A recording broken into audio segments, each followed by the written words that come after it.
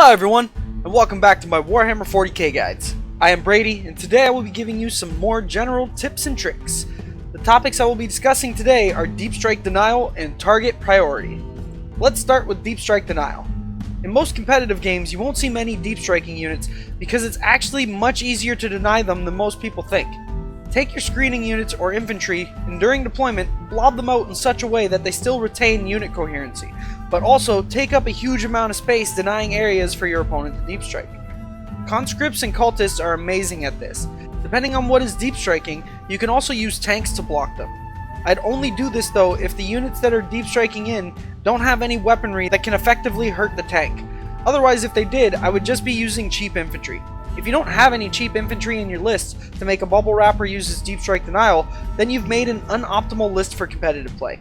Every army has access to cheap spammable troops. Space Marines have scouts, Guard have conscripts and guardsmen, Chaos have cultists, Dark Eldar have Kabalite warriors, Necrons have warriors, and so on. Every army has access to a relatively cheap spammable infantry. If you don't have any, I would pick some up. Small unrelated side tip, sometimes you don't have to start your infantry on the board either. In certain matchups, you can start all of your infantry in vehicles and then deploy them as a shield later if necessary. Dark Eldar do this great because they can spam a lot of transports and Kabalite warriors, and the warriors can decide to start in the transport or just be area denial or a screen if needed during deployment. Moving on. Let's get on to the next topic, which is arguably one of the most important things to master in competitive Warhammer 40k, and that is Target Priority. Target Priority is when you choose the most optimal units to shoot at or attack based off of your available weapons and the state that the game is currently in. To break it down in the most simple way possible, shoot your anti-infantry weapons at their infantry and shoot your anti-tank weapons at their tanks. It's a little more, well, basically a lot more in-depth than that, but that's the basics of the concept. I will try my best to explain everything behind accurate target priority, but there are so many variables that I don't know if I can accurately teach it past to the very basics. Sure, I can try to teach you the theory behind the variables, but without you having a lot of game knowledge or practice, it's not really something I can teach. You're going to have to study other armies to know what they are capable of, and you need to know how fast they are, how resilient they are, and if they have any rules that are too good and need to be dealt with. Variables like those are hard to make black and white, and you kind of have to just get a feel for knowing what to shoot at to win the game. I will try my best to explain some of the variables though. The first thing I like to do when choosing my target priority is to get my anti-tank guns out of the way. Reason being for this is because anti-tank weapons usually do d6 damage per wound or just multiple flat damage.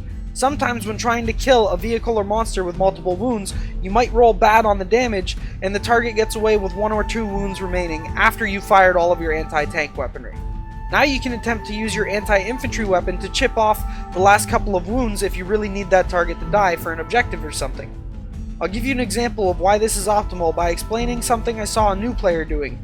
He was shooting his bolt guns and anti-infantry at a monstrous creature, which wasn't optimal, but after firing most of his army, he took off 2 wounds from the creature, leaving it with 6 remaining. He then fired 2 last cannons into it, and the monster failed both of its saves, and then when he rolled the damage for it, he did 8 damage, which would have one-shot it at full wounds. This means all those infantry that shot into that monster were useless. They did 2 wounds, but they didn't need to. The last cannons would have done that on their own. So if he would have shot the last cannons first, he would have theoretically killed the monster and then could have used his bolt guns on more optimal units like other infantry.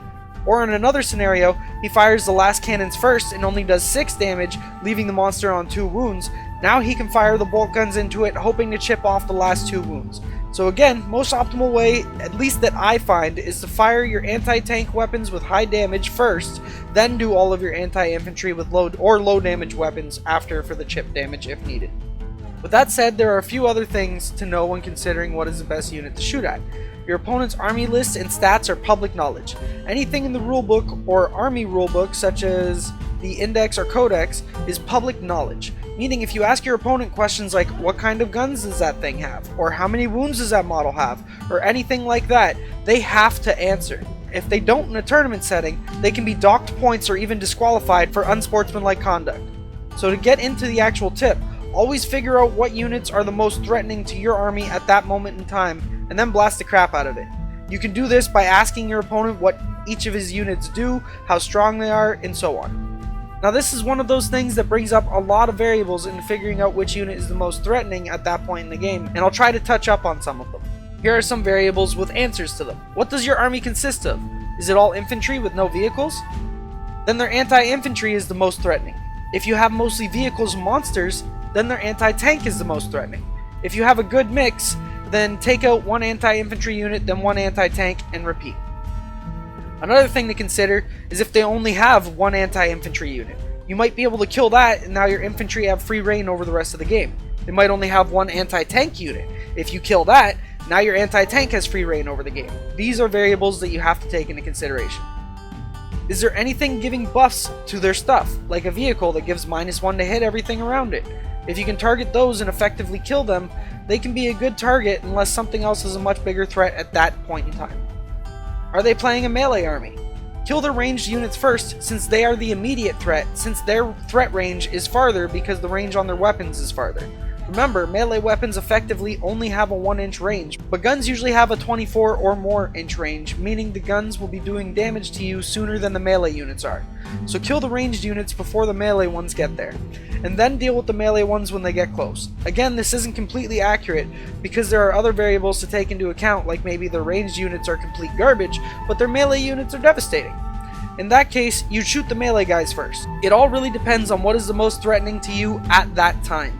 And when I say that, I mean the most threatening rules-wise. Don't let some models fool you, because their bark is sometimes worse than their bite. Have you ever heard of the tale of the Distraction Carnifex? To quickly summarize it, the Distraction Carnifex is a noob trap where you shove a durable but menacing looking unit into your opponent's face so they get scared and waste all of their shots on that unit without even knowing what it does. And spoiler alert, it really doesn't do anything.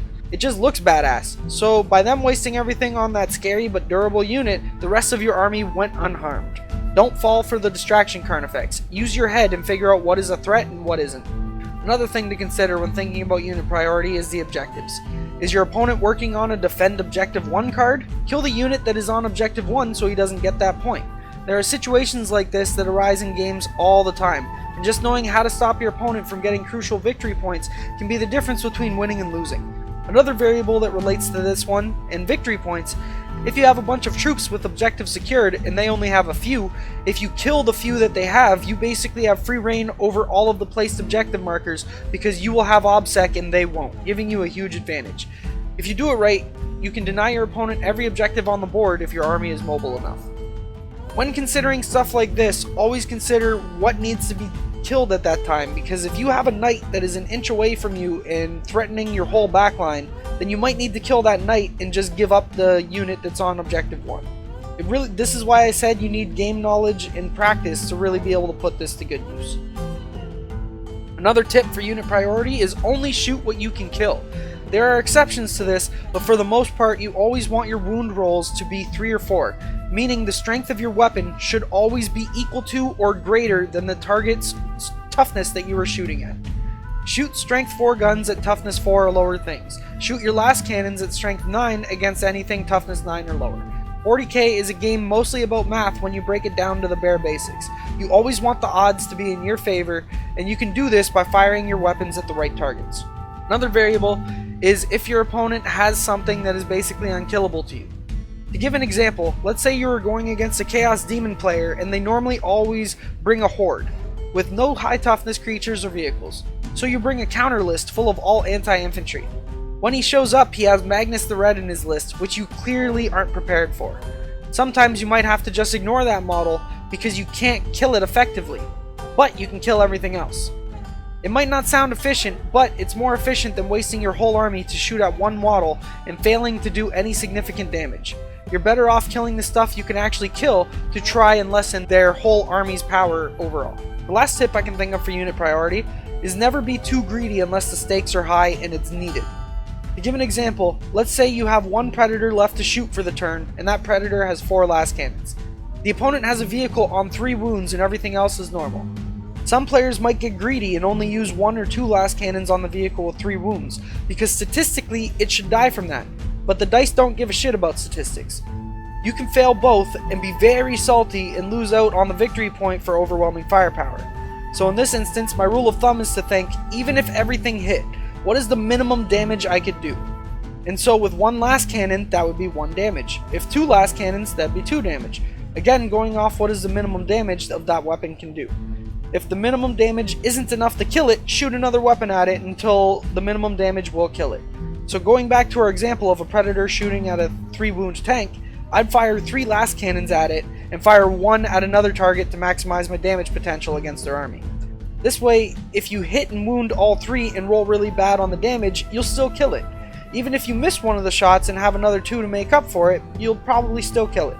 Overall, I think this is a good rule of thumb for when deciding how much firepower I need to finish off a vehicle. If you really need the victory point, I would just shoot everything at it to make sure it dies. These are all variables you will have to take into account when choosing your target priority. Well anyways, that about wraps it up for this video. If I've forgotten anything, or if you have any comments or questions, please feel free to leave them down below in the comment section and I will get back to you when I can. Thanks for watching guys, I'll see you in the next video, and happy wargaming!